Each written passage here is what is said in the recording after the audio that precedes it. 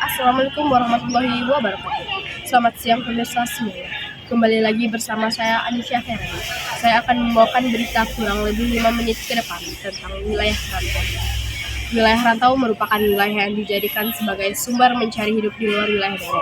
Daerah perbatasannya disebut Ikuadare Kapalo Rantau. Masing-masing pihak memiliki wilayah rantaunya sendiri.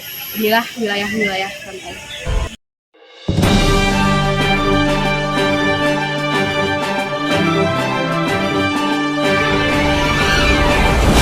Pertama yaitu rantau Luhak Tanah Datar, merantau ke arah barat dan tenggara. Daerah rantaunya meliputi yang pertama rantau nan kurang asli 20, Lumbu Abacang, Lubuk Jambi, Gunung Koto, Benai, Pagian, Basra, Sitanjur, Kopa, Talo Ingin, Inuman, Surantih, Talo Rayo, Simpang Kulayang, Ajo Mole, Pasir Ranggit, Kuantan, Talang, Mamak, Kualo Tio.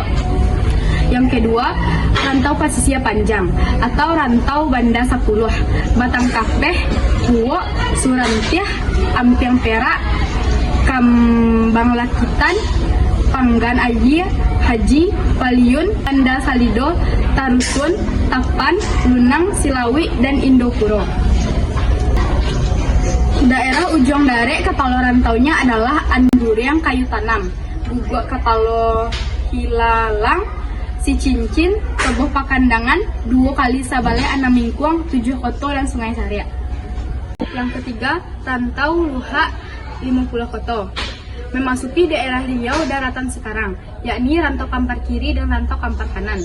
Daerah rantaunya Menggiliang Jo Tanjung Bali, Pangkalan Jokoto Alam, Gunung Malintang, Muaro Peti, Tanjung Baringin sampai Rokan Pandalian, Sangingi, Gunung Sailan, Kuntu Jolipe Kain, Ludai Jo Tunjung Buki, Sanggan Jo Tanjung Bali, Tigo Baleh Koto Kampar, Siburuang Gunung Malelo, Tabiang Jo Tanjung, Gunung Bungsu, Muaro Takuih, Pangkai Jo Binamang, Tanjung Abai Jo Pulau Gadang, Baluang Koto Sitangkai, Tigo Baleh Jo Lubu Aguang, Limu Koto Kampar, Uwo Jo Slao, Bangkinang Jo Rumbio, Ayatirih, Tarata Buluah, Pangkalan Indawang, Pangkalan Kapeh, dan Pangkalan Sere. Yang keempat, rantau Nan 9 atau Negeri 9, terletak di Malaysia. Nagarinya sampai ujung Jelebu, Jehol, Rambau, Sagamat, Naniang, Kelang, Pasir Besar, dan Jelai.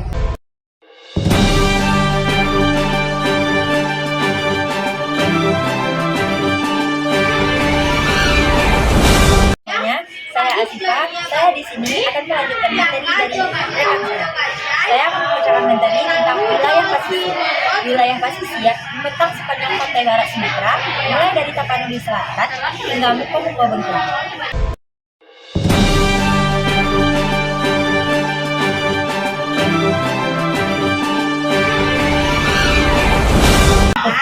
Yang pertama, Asia Laweh meliputi Kasang Jodoku, Sintu Ajo Lubu Alor, Sunu Ajo Kurai Taji, Toboh Ajo Pakandangan, Itu Ajo Pariangan, Nareh Ajo Sungai Limau, Malai Sungai Garinggiang, Limu Koto Ajo Kampuan Dalam, Sungai Saria dan Sabali, 2 kali Sabale Anamingkung.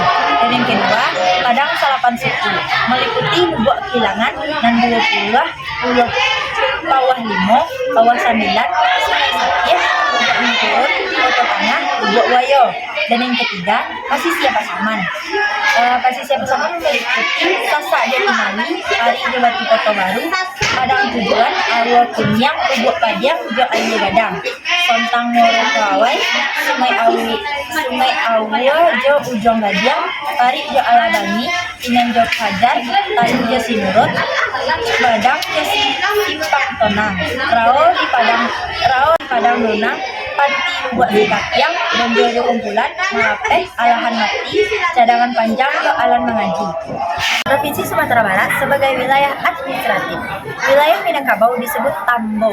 Itu secara administratif berada di Provinsi Sumatera Barat, dibentuk pada 9 Agustus 1957 berdasarkan Undang-Undang Darurat Nomor 19 Tahun 1957 tentang pembentukan daerah-daerah tingkat 1 Sumatera Barat, Jambi, dan Riau. Hari jadi Provinsi Sumatera Barat diperingati setiap tanggal 1 Oktober.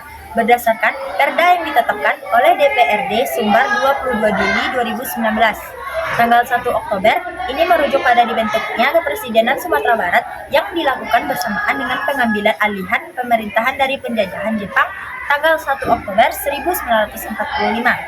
Berdasarkan data Badan Pusat Statistik atau BPS Provinsi Sumatera Barat, luas wilayahnya sekitar 42,01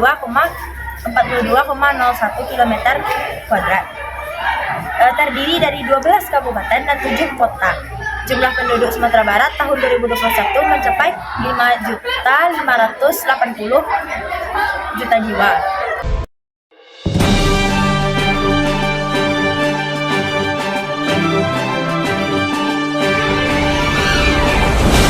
Baik, kebudayaan Minangkabau. Kontra Ningrat 1980 mengekspresikan kebudayaan sebagai keseluruhan sistem, gagasan, tindakan, dan nasib karya manusia dalam rangka kehidupan masyarakat dan menjadikan milik manusia dan dengan belajar.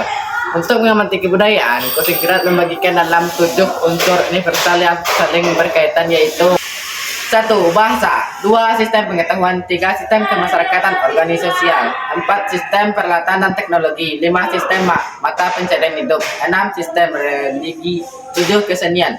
Berikut 7 unsur universal kebudayaan Minangkabau sesuai dengan dikemukakan Koningrat tersebut. 1. Bahasa. Orang Minangkabau memiliki bahasa sendiri yang disebut bahasa Minangkabau atau Bahasa Minang. Bahasa Minangkabau termasuk rumpun bahasa Austronesia yang berasal dari tuturan masyarakat dataran tinggi Sumatera Barat, kemudian berkembang ke daerah-daerah di sekitar hingga di negeri Sembilan Malaysia. Bahasa Minangkabau memiliki banyak dialek, bahkan antar kampung dalam suatu negara yang berbeda dialek. Guru besar linguis dari Universitas Andalan Profesor Randra dalam penelitian mengungkapkan di Sumatera Barat terdapat 8 dialek bahasa Minangkabau yang masih bisa dibagi lagi beberapa subdialek. 8 dialek bahasa Minangkabau yang berkembang di Sumatera Barat adalah 1. Dialek Rao Mampat, 2. Dialek Muara Lolo, 3. Dialek Lubuk Alai, 4. Dialek Paikumbua, 5. Dialek Agam, 6. Dialek Pancung Soal, 7. Dialek Kota Baru, 8. Dialek Lintau. 2. Sistem pengetahuan orang Minangkabau menjadikan alam sebagai guru dan sumber pengetahuan filosofi. Alam tekaman jadi guru mengharuskan orang Minangkabau belajar memperhatikan segala peristiwa yang terjadi di alam, kemudian menjadikan pengetahuan untuk diwariskan secara turun-temurun. Selain belajar dari alam, orang Minangkabau juga harusnya mencari guru untuk menghimbau ilmu. Hal ini terlihat pada budaya merantau, yang pada dasarnya tidak hanya sekedar mencari sumber kehidupan, tetapi juga mencari sumber ilmu pengetahuan. 3. Sistem kemasyarakatan organisasial. Sebenarnya masyarakat Minangkabau tidak menganut sistem matrilineal secara utuh karena suku Memandeh dan Masana Kaaya. Hal ini untuk jelas dalam adat Minangkabau seperti peran baku dalam keluarga. Istilah Ranji yaitu garis keturunan menurut tali rahim. Istilah ini garis keturunan menurut tali darah ayah serta pembagian harta warisan. Pencarian orang itu hukum faraid dalam keluarga. Jika tidak bisa disimpulkan matrilineal semata, anak akan terhubung dengan ibu termasuk dengan kerabat ibu berdasarkan garis keturunan perempuan secara matrilineal dalam sistem sosial dan budaya. Ibu atau perempuan memiliki tempat tertinggi di Minangkabau. Suku diatur berdasarkan suku ibu. Jika suku ibu Tenago, maka anak akan bersuku Tenago pula. Begitu pula dalam pewarisan harta, suku tinggi yang berhak menerimanya anak perempuan dari pihak. Baiklah, hanya itu berita yang dapat saya sampaikan pada hari ini. Kurang lebihnya saya mohon maaf. Terima kasih atas partisipasi para pemirsa di rumah telah menyaksikan acara ini. Baiklah, kurang dan lebihnya saya minta maaf. Wassalamualaikum warahmatullahi wabarakatuh.